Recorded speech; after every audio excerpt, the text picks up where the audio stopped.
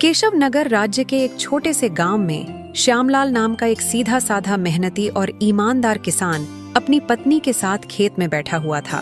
देखना, हमारी फसल इस साल बहुत अच्छी होगी। हाँ, क्योंकि मेरी मेहनत के साथ साथ मेरे खेत की जमीन पर तुम्हारी मेहनत का पसीना भी शामिल है। हाँ नहीं, सारे गांव में केवल तुम ही मेहनती और ईमानदार हो। तुम्हारे पास जमीन तो कम है, लेकिन तुम्हारा दिल बहुत बड़ा है। कुछ देर बाद दोनों पति पत्नी घर चले गए। मैं तुम्हें एक बात बताना तो भूल ही गई, घर में लकड़ियां खत्म हो गई हैं।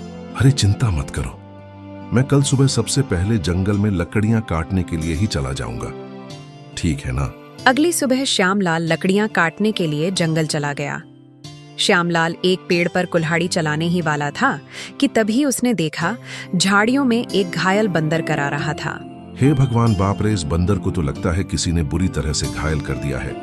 जरूर किसी जंगली जानवर ने इसके ऊपर हमला किया होगा। बताओ भला, बेचारे का हाथ खून से भरा हुआ है। ओहो काश तू बोल सकता तो बता सकता कि तेरी तकलीफ कहाँ है। फिलहाल तो तेरे हाथ में खून दिख रहा है, लेकिन जिस तरह से तू दर्द से तड़प रहा है ना, बाप रे, तकलीफ तो कहीं और ही है। उसी समय वहां एक साधु आ पहुंचा। कौन हो तुम और बंदर से क्या बातें कर रहे हो? प्रणाम साधु महाराज, मैं तो बस लकड़ियां काटने के लिए जंगल में आया था। इस घायल बंदर को देखा तो इसके ऊपर तरस आ गया। लगता है किसी जंगली जानवर ने हमला किया है इसके ऊपर। देखिए ना, इसके हाथ से खून बह रहा है, लेकिन जिस तरह यह दर्द से तड़प रहा है, मुझे तो लगता है कि इसे कहीं और ही तकलीफ है। हम बहुत कम इंसान होते हैं जिनके मन में जानवरों के प्रति इंसानियत होती है। रुको रुको रुको। ओम। ओम इतना बोलकर साधु मंत्र पढ़ने लगा। अचानक रंग बिरंगी किरणों से बंदर का जख्म सही हो गया। हाँ, अब यह बंदर तुम्हें बता सकता है कि इसकी तकलीफ कहाँ है। इतना बोलकर साधु वहां से चला गया। बंदर उठकर खड़ा हो गया।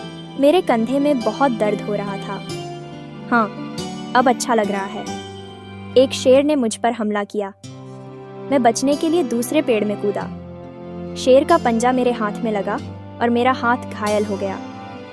मैं पेड़ ही नहीं पकड़ पाया और मैं जैसे ही नीचे गिरा, बाप रे बाप, मेरे कंधे में बहुत चोट लग गई थी।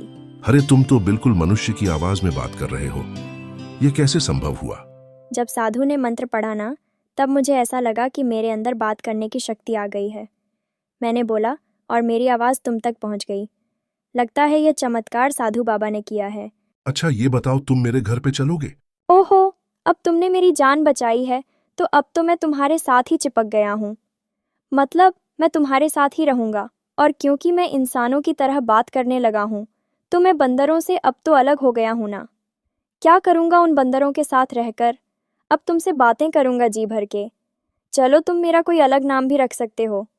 बताओ बताओ, मेरा क्या नाम रखोगे? बड़े मजे की बातें करते हो तुम। चलो ठीक है, मैं तुम्हें आज से बबलू कह के पुकारूंगा। क्यों, कैसा नाम है? हाँ, अच्छा नाम है। चलो चलो चलो चलो, घर चलते हैं।